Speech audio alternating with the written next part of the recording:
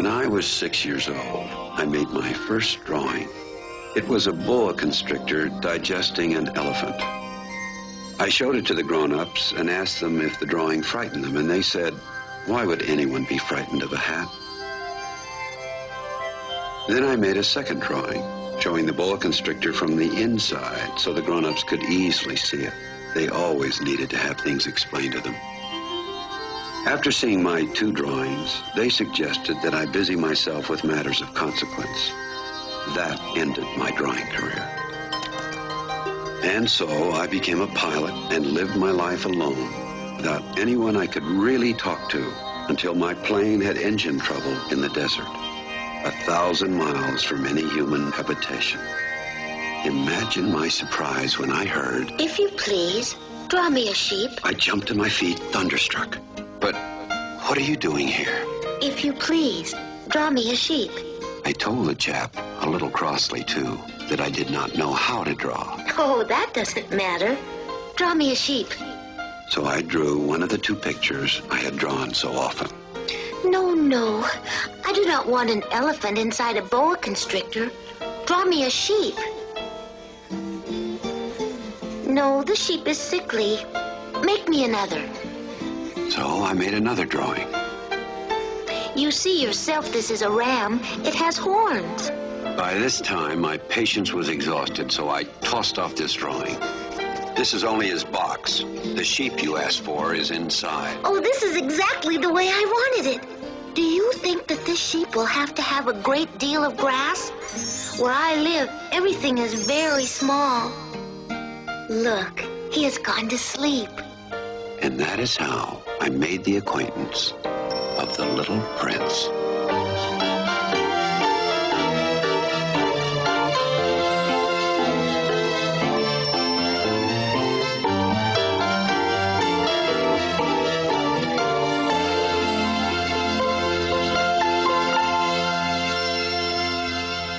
It took me a long time to learn where he came from. It was from words dropped by chance that little by little, everything was revealed to me. It is true, isn't it, that sheep eat little bushes? Yes, that is true. Then it follows that they also eat baobabs? There were some terrible seeds on the planet of the little prince, and these were the seeds of the baobab. It spreads over the entire planet. It bores clear through with its roots. And if the planet is too small, the baobabs are too many, they split it in pieces. It is a question of discipline. You must see to it that you pull up all the baobabs at the very first moment when they can be distinguished from the rest. At that moment, I was very busy trying to unscrew a bolt that had got stuck in my engine. A sheep, if it eats little bushes, does it eat flowers too? A sheep eats anything it finds in its reach. Even flowers that have thorns? Yes. Then the thorns, what use are they? I was very much worried, and I had so little drinking water left that I had to fear the worst. The thorns, what use are they? The little prince never let go a question once he had asked it. The thorns are of no use at all. Flowers have thorns just for spite. Oh, I don't believe you. Flowers are weak creatures. They reassure themselves as best they can. They believe that their thorns are terrible weapons. Don't you see that I am very busy with matters of consequence? Matters of consequence? You talk just like grown-ups. The flowers have been growing thorns for millions of years. For millions of years, the sheep have been eating them just the same. And is it not a matter of consequence to try to understand why the flowers go to so much trouble to grow thorns which are never of any use to them? And if I know, I myself, one flower which is unique in the world, which grows nowhere but on my planet, but which one little sheep can destroy in a single bite some morning without even noticing what he's doing. Oh, you think that is not important? I took him in my arms and rocked him. The flower that you love is not in danger. I will draw you a muzzle for your sheep. I will draw you a railing to put around your flower. I did not know what to say to him. I felt awkward and blundering. such a secret place, the land of tears.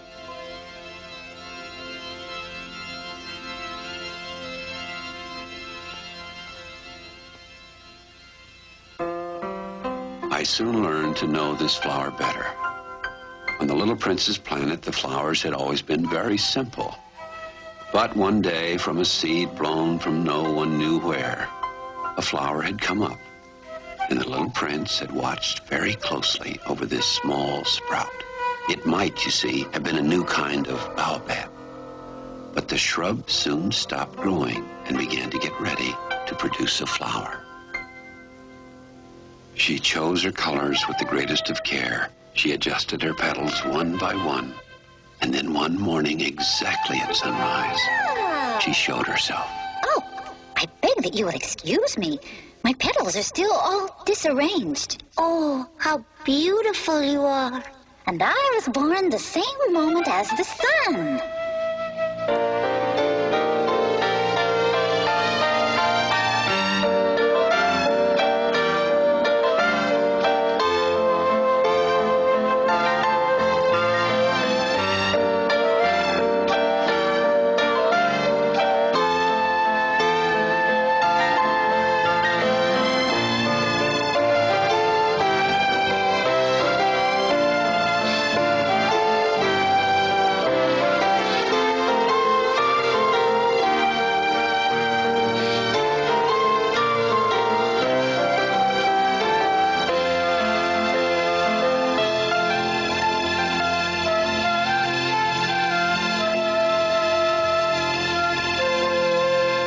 One day, when she was speaking of her thorns, she said to the little prince, Let the tigers come with their claws. There are no tigers on my planet. I am not at all afraid of tigers, but I have a horror of drafts.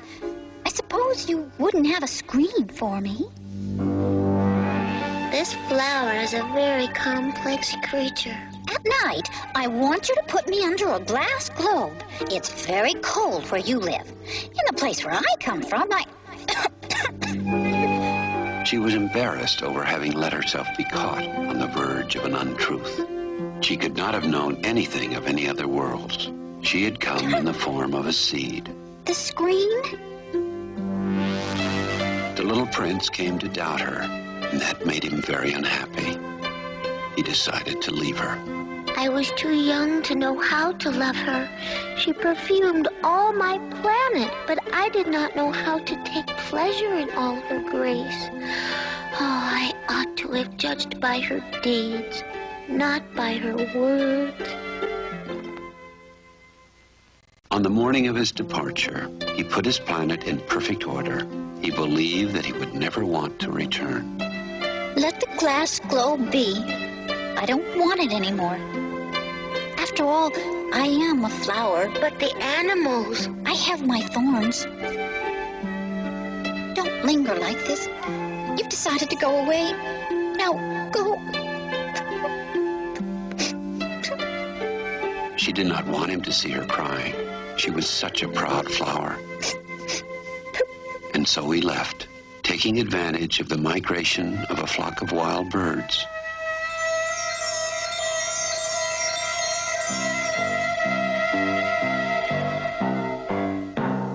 He found himself near a planet inhabited by a king. Pardon me, sire. May I pay you a visit? I order you to do so. May I ask you a question? I order you to ask me a question. Over what do you rule? Over everything. I do not permit insubordination. I should like to see a sunset.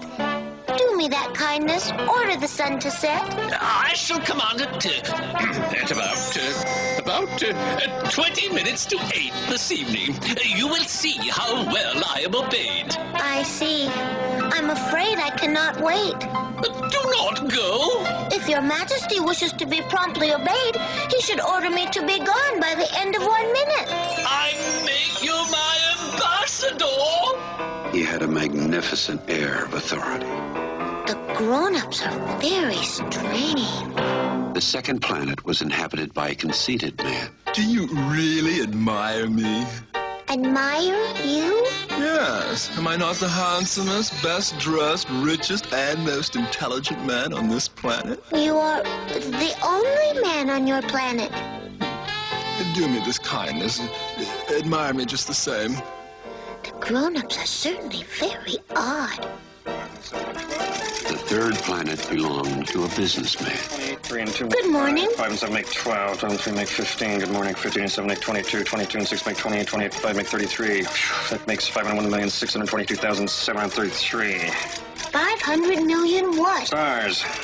What do you do with 500 million stars? Nothing. I own them. How is it possible for one to own the I stars? was the first person to think of it. Is that all that is necessary? Certainly. When you discover an island that belongs to nobody, it's yours. When you get an idea before anybody else, you take out a patent on it. It's yours. So I own the stars because nobody else before me ever thought of owning them. I myself own a flower which I water every day. Oh, boy. I own 3 volcanoes which I clean out every week. Yeah, I bet. It is of some use to my volcanoes and to my flower that I own them, but you are of no use to the stars. And he went on his way. The grown-ups are certainly altogether extraordinary. The fourth planet was the smallest of all.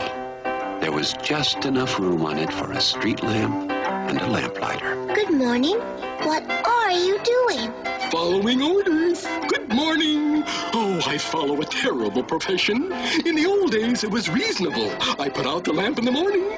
Good evening. And in the evening, I lighted it again. And the orders have been changed since that time? Good morning. The orders have not been changed. That is a tragedy.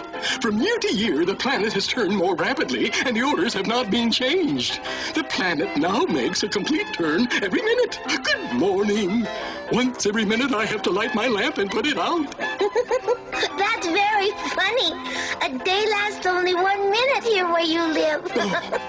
It's not funny at all. While we have been talking together, a whole month has gone by. Good evening. Even so, the little prince was sorry to leave this planet because it was blessed every day with 1,440 sunsets.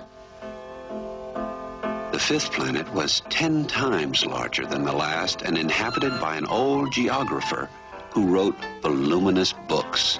Ah, you come from far away. You are an explorer. We geographers are too busy writing books to explore. You shall describe your planet to me. Oh, where I live is not very interesting. It is also small. Ah. I have 3 volcanoes, 2 active, and the other is extinct. But one never knows. Ah, one never knows. I have also a flower. We geographers do not record flowers. Why is that? My flower is the most beautiful thing on my planet. We do not record them because they are ephemeral. What does that mean? Ephemeral. It means that which is in danger of speedy disappearance. We write of eternal things. Is my flower in danger of speedy disappearance? Certainly it is. My flower is ephemeral, and she has only 4 thorns to defend herself against the world. And I have left her on my planet, all alone. That was his first moment of regret, and the little prince went away thinking of his flower. So then the last planet was the Earth. The Earth is no ordinary planet. One can count there 111 kings, 7,000 geographers, 900,000 businessmen, 311 million conceited men, that is to say about 2 billion grown-ups. They imagine that they fill a great deal of space. In truth, however, if they were to all stand upright and somewhat crowded together, they could easily be put into one public square, 20 miles long and 20 miles wide.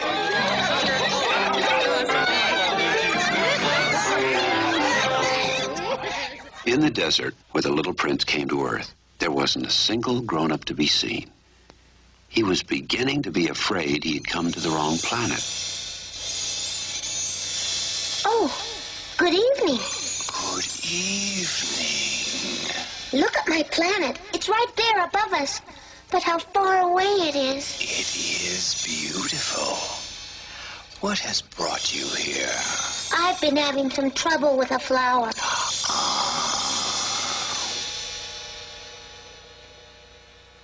You're a funny animal. You're no thicker than a finger. But more powerful than the finger of a king. But you haven't any feet. You cannot travel. I can carry you further than any ship could take you.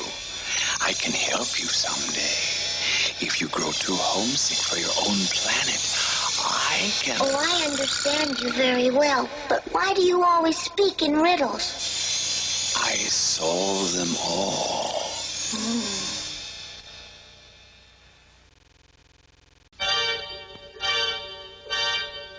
And then the little prince walked for a long time through sand and rocks and snow. At last he came to a garden all abloom with roses. Good morning. Who are you? We are roses. I thought that I was rich with a flower that was unique in all the world. And all I had was a common rose. And 3 volcanoes that come up to my knees, and one of them perhaps extinct forever. That doesn't make me a very great prince. And he lay down in the grass and cried. It was then that the fox appeared. Who are you? You're very pretty to look at. I am a fox. Come play with me. I'm so unhappy. I cannot play with you. I'm not tamed. What does that mean, tame? It means to establish ties. If you tame me, then we shall need each other. To me, you will be unique in all the world. To you, I shall be unique in all the world. If you tame me, I shall know the sound of a step that will be different from all the others. And then look, you see the wheat fields yonder? Well, they have nothing to say to me, but you have hair that is the color of gold. When you have tamed me, the wheat, which is also golden, will bring back the thought of you. And I shall love to listen to the wind and the wheat. Oh, please tame me. What must I do? You must be very patient. First, you will sit down at a distance from me, like that, in the grass. I shall look at you out of the corner of my eye, and you will say nothing. Words are the source of misunderstanding, but you will sit a little closer to me every day.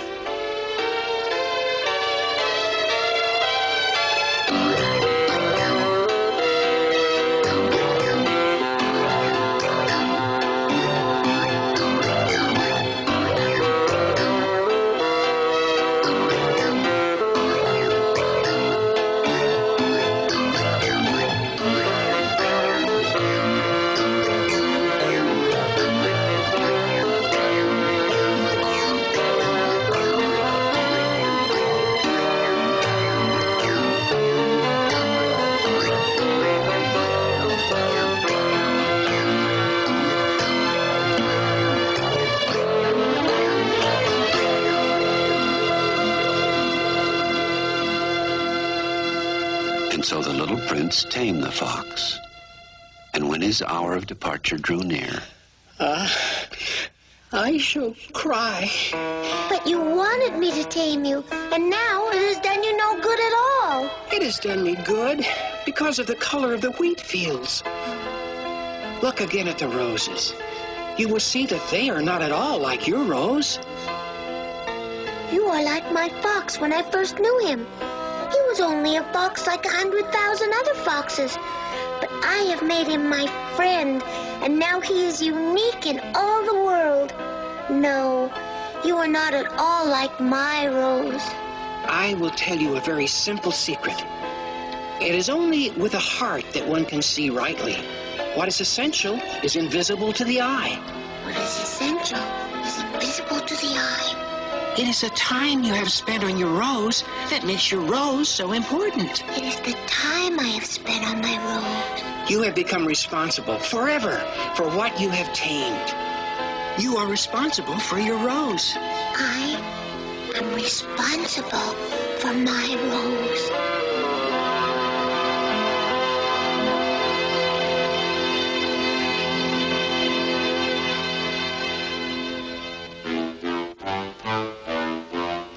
It was now the 8th day since I had my accident in the desert, and my water was nearly gone.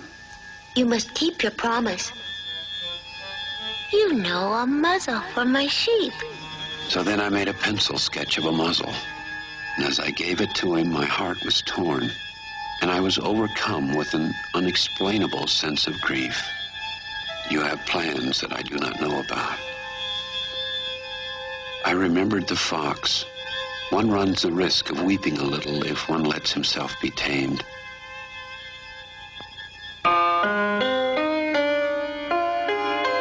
When I came back from my work the next evening, I saw from some distance away my little prince sitting on top of this wall, his feet dangling. Yes, I shall be there tonight. Are you sure that it will not make me suffer too long? I dropped my eyes, and there before me was one of those snakes that take just 30 seconds to bring your life to an end. What does this mean? Why are you talking to snakes? He put his arms around my neck. I felt his heart beating like the heart of a dying bird. I had just been coming to tell him that at last the work on my engine had been successful, but somehow he already knew. I, too, am going back home today. It is much farther. It is much more difficult. I realized that something extraordinary was happening. I have your sheep, and I have the sheep's box, and I have the muzzle. Tonight it will be a year. My star then can be found right above the place where I came to Earth a year ago. Little man, tell me that it is only a bad dream, this affair of the snake and the meeting place and the star. The thing that is important is the thing that is not seen. Yes, I know. It is just as it is with the flower. If you love a flower that lives on a star, it is sweet to look at the sky at night. All the stars are abloom with flowers. For you, my star will be just one of the stars. And so you will love to watch all the stars in the heavens. And besides, I'm going to make you a present. Oh, little prince, I love to hear that laughter. That is my present. I don't understand. In one of the stars, I shall be living. In one of them, I shall be laughing. And so it will be as if all the stars were laughing when you look at the sky at night. Only you will have stars that can laugh. And your friends will be properly astonished to see you laughing as you look up in the sky. And they will think you're crazy. It will be a very shabby trick that I have played on you.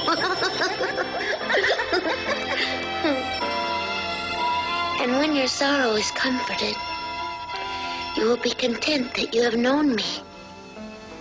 You will always be my friend. Tonight, you know, do not come. I shall not leave you. I shall look as if I were suffering. It is like that. Do not come to see it. I shall not leave you. That night, I did not see him set out on his way. He left without making a sound.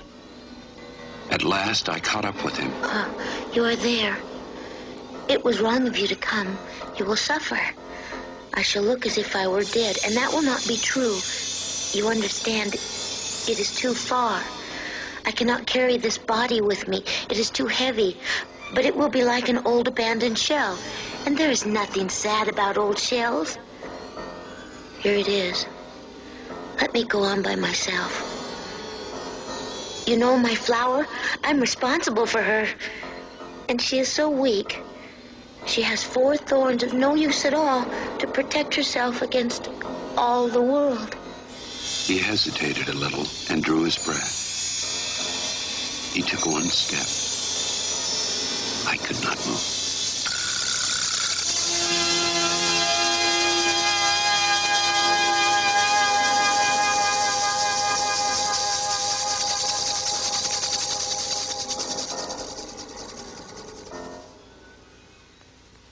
There was not even any sound because of the sand.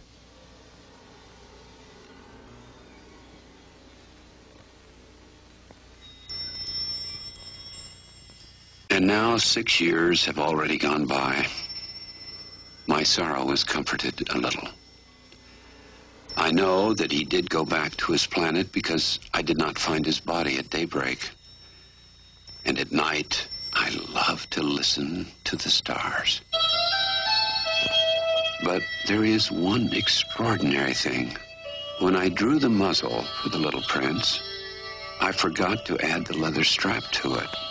He will never be able to fasten it on his sheep. So now I keep wondering, perhaps the sheep has eaten the rose. And then I say, surely not. The little prince shuts his flower under her glass globe every night, and he watches over his sheep very carefully.